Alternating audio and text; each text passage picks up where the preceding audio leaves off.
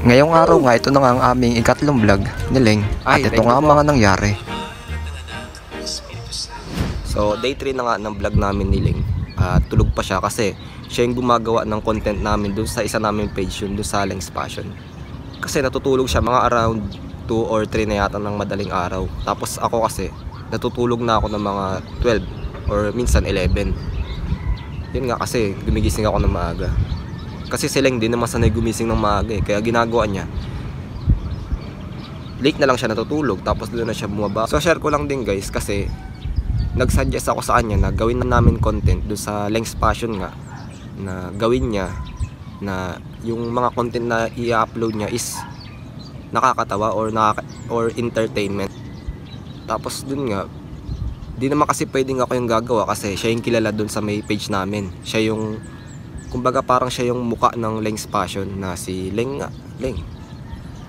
Di naman pwedeng ako kasi di naman ako kilala ng mga viewers niya. Lalo na dun sa TikTok. Nung papagawa ko ng asa kanya yun, nahihiya siya. So ang ginawa ko dun sa Leng's fabric paint namin, since wala pa naman, di pa naman kilala yun, ako yung gumawa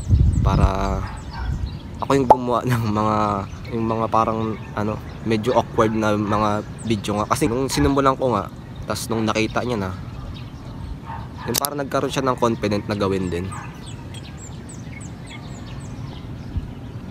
Tapos yun, nagtuloy-tuloy na. Kasi yung mga kinong-content namin nun is yung mga process video nga lang na mga kino-customize namin. Pero ginagawa pa rin naman namin yun.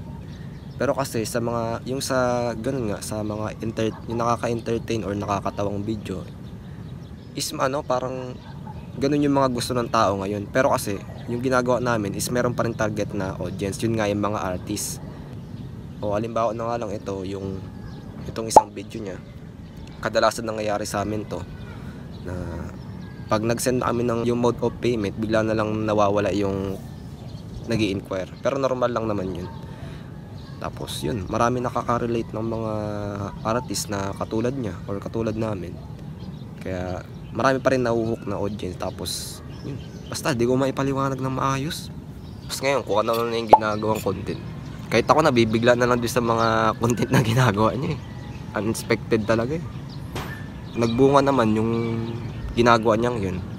May isa na ngang medyo tumaas yung views. Kaya nice. Sinipag din siya talagang tuloy-tuloy na. Ay, thank you po. Ay, tingnan nyo to guys, meron daw nanonood sa amin dito. Tiga dito. Ito siya. Di pa po nagbububungan eh. Yung vlog kasi namin, nakita niya nagbibideo kami. Kaya yun, napanood niya siguro yun. Tapos yun, duman siya ulit. Nakita niya naman ako dito sa taas.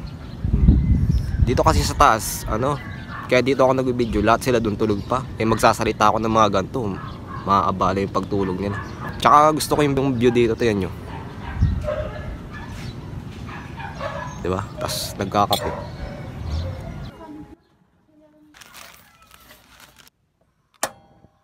So gising na nga silang, tapos inaantay ko lang maluto yung noodles.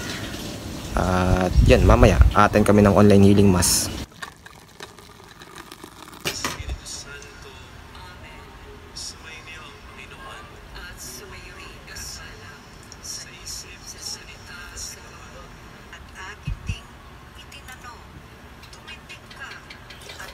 Sumainyo ang Panginoon at sumayo rin. Palain kayo kasama ng ating pamilya na mapagmahal ng Diyos, ng Ama at ng Anak at ng Espiritu Santo. Amen. So ayun, halos kakatapos lang namin mag-online mass, and baka dumating din ngayon yung isang item para sa isang bagong commission project. Kaya kailangan ko din matapos yung kasalukuyang ginagawa. Dahil maaga pa nga at hindi pa ganun kainit dito sa taas, dito muna ako sa loob magpipaint. So nandito na nga kami kung saan kami nagpipaint dito sa loob. Hanggat di pa nga mainit tong bubungan. So ito. Tapos yan, share mo naman sa kanila kung ano nga ba talaga yung business natin. So ayun nga guys, nagko-customize kami. Pwede kayong mag-visit sa aming Facebook page para makita nyo yung mga kinostomize namin. And we also sell rubberized fabric paint. Ayan. At gagawin ko nga, habang nagpipaint siya, mag-edit na lang muna ako ng pang YouTube namin dun sa links. So, then, na rin to doon sa may first ano namin.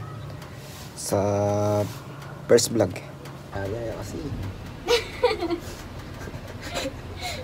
Magtutusta ka na dito eh. Alam mo sa oven din. Gusto daw yun. Ako mamaya ah. Anong oras yun, Mau?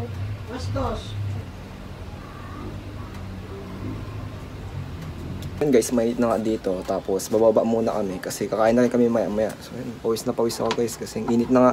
Oh. Go, nagpapawis ako.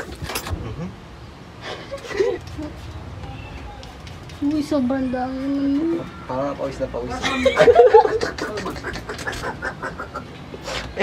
Lumabas muna kami na lang para bumili nga sa tindahan. So may bibiliin kami doon sana kaso sarado nga kaya iikot na lang kami doon sa may kanto doon. So nung second vlog nga namin, 'di ba? Nangako nga tayong pareho. Yan. Pero parang ano eh, hindi pa totoo 'yun eh. Kaya yung gagawin nga namin, ulitin nga namin dito sa may di yung man nakikita eh, pero diyan. Kikikilip ko na lang mamaya. Sisigaw kami diyan. 'Yun, bago nga matapos yung bago mag-August, kailangan tapos na namin yung 60 vlog. Oh. Kita tayo? Ako si Leng! Ako si Marco! Hoy! Nabulan nyo! Tatapusin namin yung vlog.